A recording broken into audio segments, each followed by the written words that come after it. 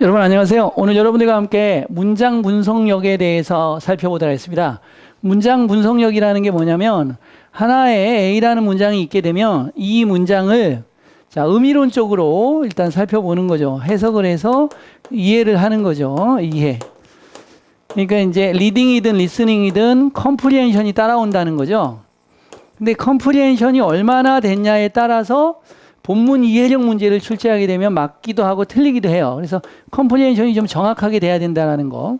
그 다음에 컴프리hension만 정확하게 되면 안 되고요. 이 문장을 분석을 해서 주어, 동사, 목적어, 목적 보고 여기에 나온 건 형용사절이냐, 명사절이냐, 부사절이냐. 그러면 명사절, 형용사절, 부사절이면 이에 따른 문법은 뭐 시제라면은 미래 시제를 써도 되냐, 미래 시제를 쓰면 안 되냐. 또 여기에 나온 동사는 진행형을 쓰면 되는 거냐 안 되는 거냐 라는 문법적인 표현까지도 올바른가 틀린 것까지를 보실 수 있어야 돼요. 읽고 이해만 하고 우리가 공부를 했다라고 생각하는데 이거는 겉공부한 거야. 겉공부. 속공부를 해야 돼요.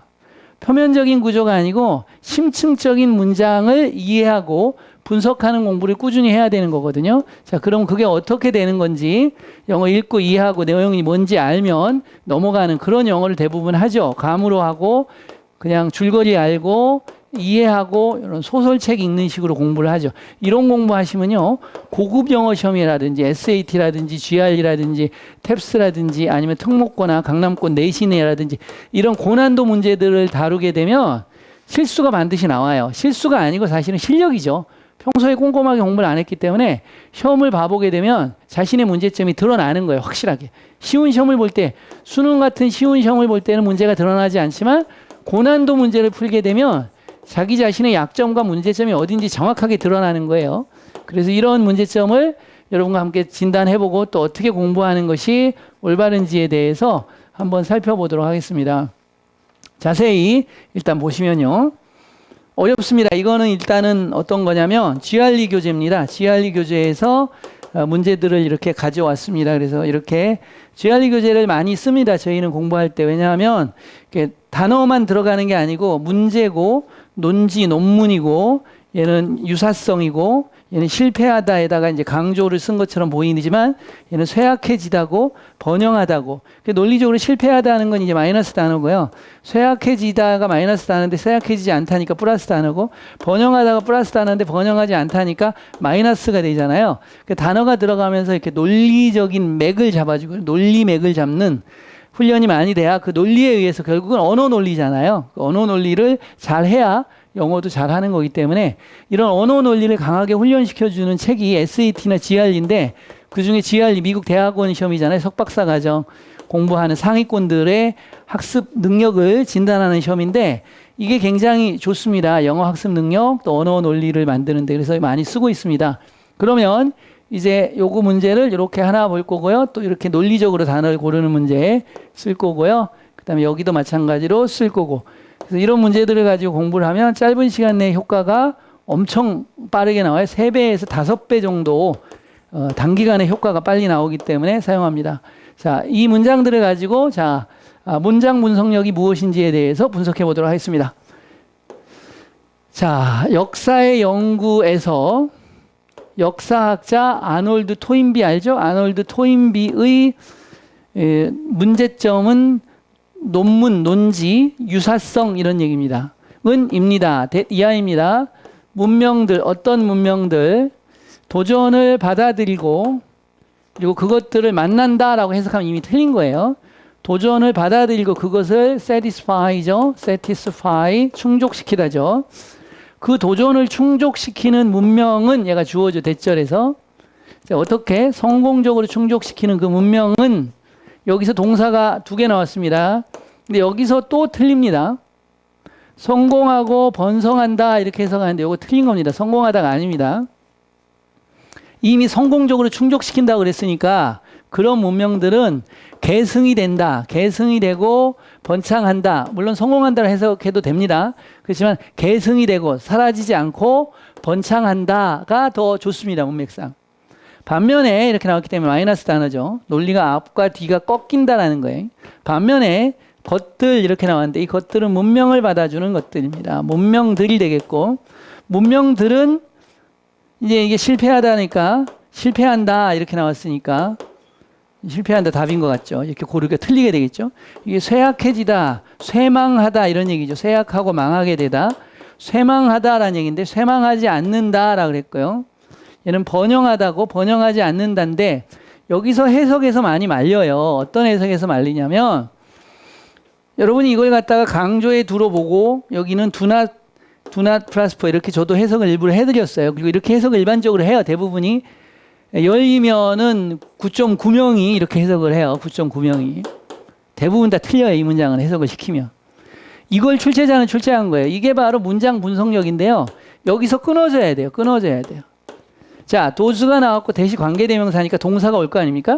그래서 이 동사가 도주를 수식하는 거예요. 이렇게. 그러니까 뭐뭐뭐 하는 문명은 그리고 또 동사가 나와야 돼요. 동사가. 그래서 여기서 끊겨야 돼요. 끊겨야 돼요. 여기 대동사예요. 대동사. 강조의 두가 아니고. 그러니까 뭐 하는 요게 대동사. 도전을 받아들이고 그 도전을 성공적으로 충족시키는 문명. 그 다음에 또 문명. 어떤 문명? 그렇지 않은 문명은 이렇게 되겠죠. 그러니까 그렇지 않은 문명은 도전을 받아들이고 그걸 성공적으로 충족지 못하는 문명은 간단하게 정리하면 do not으로 쓸 수 있는 거. do not. 그렇지 않은 문명은 이렇게 되죠. 그렇지 않은 문명은 쇠망하게 된다. 이런 얘기죠. 쇠망한다. 이 문제 엄청 출제를 잘했지 않습니까? 그냥 앞에까지 놓고 단어션만 파운더나 랭귀시나 프라스퍼라는 단어만 물어볼 수 있는데 절대 단어만 물어보지 않았어요. 문장 구조를 물어봤어요.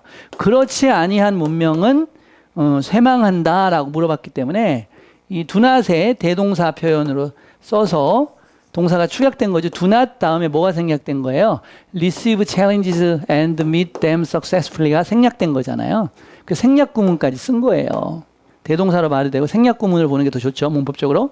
그런 문명은 쇠약한다 이렇게 얘기를 한 거예요. 자, 해석을 해야 되죠. 그리고 이 해석이 틀어지게 되면 어휘 문제도 틀리게 되고 문법도 틀리게 되고 컴프리헨션, 이해력 측정하는 문제도 틀리게 된다는 거예요. 그러면 어휘도 잘 풀고 문법도 잘 풀고 이해력도 잘 풀려면 기본적으로 문장을 바라보고 분석하는 습관이 돼 있지 않으면 해석 자체를 못해서 아무것도 못해요. 그 습관적으로 문장을 깊게 보고 분석하는 게 처음부터 어렸을 때부터 습관이 돼야 돼요. 그러면 나이 먹었어 이제 어떻게 해요? 지금부터라도 하면 돼요. 충분히 하면 돼요. 이런 제가 문장 분석하는 강의들 몇 번만 봐줘도요. 문장을 바라보는 관점과 깊이가 달라져요. 그러면서 영어가 근본적으로 변화하면서 발전을 하게 됩니다. 자, 그 다음 볼게요. 이 문장도 이렇게 보면 굿인데 이게 보통 이제 영어를 배울 때 굿에 S 붙이면 상품이다 배웠는데 이거 잘못 배운 겁니다. 굿이 그냥 명사로 상품이 있고 굿 그럼 상품 하나, 굿스 그럼 상품들 이렇게 된 거예요. 그다음에 이 문장은 이제 왜 선택을 했냐면 shows인데 이 문장에 동사가 여러 개 나오고 문장이 좀 복잡해요. 그래서 shows가 여러분이 나오게 되면 두 가지로 보시라는 거거든요. shows 뒤에 명사가 나오면 이 shows는 이 show의 목적어일 수도 있고요. 또 이 명사가 나오면 이 명사는 뒤에 바로 동사가 나오면 동사의 주어일 수도 있어요. 그렇기 때문에 shows 뒤에 나오면 대시 생략되면 문장이 올 것이고 그냥 목적어가 필요한 문장이고 그러면 명사만 올 거예요. 이런 분석을 해야 되는데 이 문장을 전체적으로 보면서 다시 한번 살펴보도록 하겠습니다. 그러니까 바이어가 사는 사람이 상품을 뭐 때문에? 목적이죠. 이유죠. 목적이나 이유. 뭐 때문에? 그러면 감각적인 가치 때문에 외재적인 가치 때문에 내재적인 장점 때문에 이렇게 나온 거예요. 단어가 어렵잖아요. 그러니까 본질적 내재적 장점이 일단 논리적으로 맞고요. 본질적인 장점 때문에 상품을 사는 사람이 구매했는지 아닌지 이 whether는 여기서 명사절로 쓰였습니다. 명사절. determine이라는 동사의 목적으로 쓰였습니다. 뭐뭐인지 아닌지를 결정하는 거 또는 그것이 그의 또는 그녀의 사회적 지위를 보여주기 때문에 이 병렬관계예요. 분석을 해줘야 돼요. 여기서 분석을 해줘야 돼요. 그것의 본질적 장점 때문에 구매한 건지 또는 그것이 그나 그녀의 사회적 지위를 보여주기 때문에 끊어줘야 돼요. 보여주기 때문에 구매했는지를 결정하는 것은 여기까지가 동명사가 주어인 여기까지가 주어 전체죠. 문장이 되는 거예요. 이것은 이다, 뭐이다, 어떤 것이다 라는 거예요. 결정하는 것은. 뭐이다, 주관적인 것이다 이런 거예요. 경박한, 경솔한 이런 뜻이고 이상한이란 뜻이에요. 이상한. 단어 자체도 어려우니까 단어 공부가 당연히 되죠. 그리고 논리가 되죠. 경박한 것이냐, 이상한 것이냐, 주관적인 것이냐 해서 논리적으로 또 맞추는 연습이 되기 때문에 굉장히 좋죠. 네. 자, 그래서 이 문장도 문장이 굉장히 길고 복잡한 것 같지만 실제로 분석을 해보면 이 문장은 결정하는 것은 주관적인 것이다 라고 해서 굉장히 쉬운 거죠. 그렇죠? 어렵지 않은 문장에서. 그 다음에 웨더절이 나왔고 웨더절 뒤에 또 어려운 게 뭐야? 병렬관계. 그것에 여기 때문에 사는 사람이 물건을 구매했다. 이유를 나타내는 병렬관계가 하나는 전치사 플러스 명사, 부사구로 온 거고 오와 뒤에는 because의 주어 동사의 절로 왔는데 상관이 없어요. 이게 구가 오고 오아가 오고 구가 오고 이렇게 써도 되고요. 구가 오고 오아가 오고 절이 와도 돼요. 왜? 둘 다 이유를 나타내는 부사구, 부사절이에요. 부사구, 부사절은 결국은 부사예요. 그러니까 병렬관계가 맞는 거예요. 맞는 거. 이유를 나타내는 병렬관계가 따라온 거예요. 병렬관계 아시겠죠? 그것의 본질적인 가치 때문인지 그것이 그나 그녀의 사회적 지위를 보여주기 때문에 바이어가 상품을 산 건지를 결정하는 것은 주관적인 것이다. 이렇게 되는 거잖아요. 이해가시죠? 그렇게 해서 분석을 하시면 된다라는 거고요. 자, 세 번째 분석하도록 하겠습니다. 자, 이 문장은 이제 왜 제가 발췌했냐면요. 두 가지 때문에 발췌했습니다. 굉장히 좋습니다. 자, 뭐가 좋냐면 일단은 여기까지가 주어죠. 새로운 세계의 발견은 만들었습니다. 그것을. 그래서 동사 목적어가 되고 여기가 목적 보호가 된 거예요. 그 다음에 대절이 가목적어고 진목적어고 이렇게 된 거예요. 가목, 진목, 이때수로 연결된 거예요. 이걸로 이제 만든 거거든요. 근데 이거보다 더 중요한 것들이 사실은 좀 나오는데요. 한 포인트가 더 있습니다. 이거 숨겨진 포인트인데 요거는 강의를 마치고 설명을 하도록 하겠습니다. 여러분의 힘으로 한번 찾아보는 분석력 훈련을 한번 해보도록 하겠습니다. 자, 그러면 들어가 볼게요. 굉장히 좋은 문제입니다. 이 문제는 정말 영어 500문장 보면 그중에 나오는 하나, 베스트 센텐스에 해당하는 문장이에요. 너무 좋아요. 새로운 세계의 발견은 만들었습니다. 그것을 뭐하게?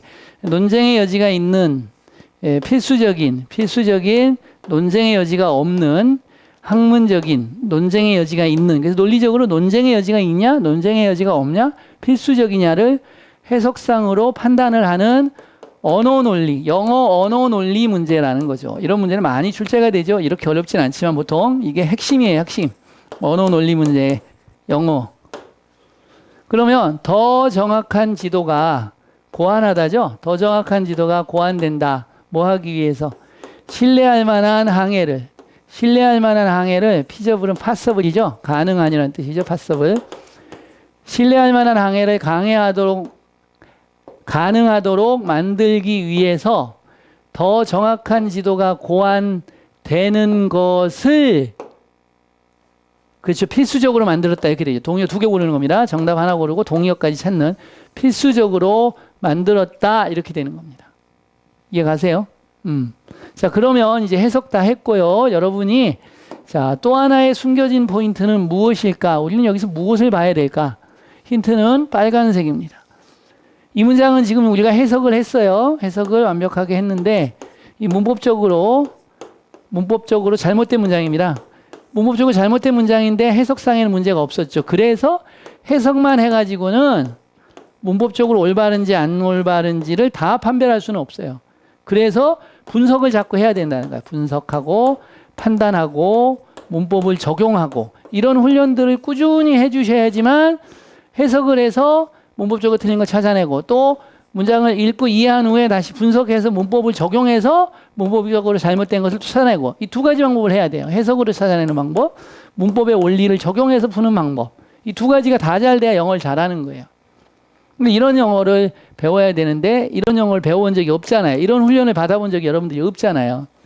이렇게 강한 훈련을 받아보지 않았기 때문에 영어가 늘지도 않고 어느 수준에서 정체돼서 거기서 그렇게 놀고 있는 거예요. 지금 이렇게 뻥뻥 치고 올라가야 되는데요. 이런 특별 훈련을 받아야 돼요. 자, 그러면 뭐가 틀렸는지 설명합니다.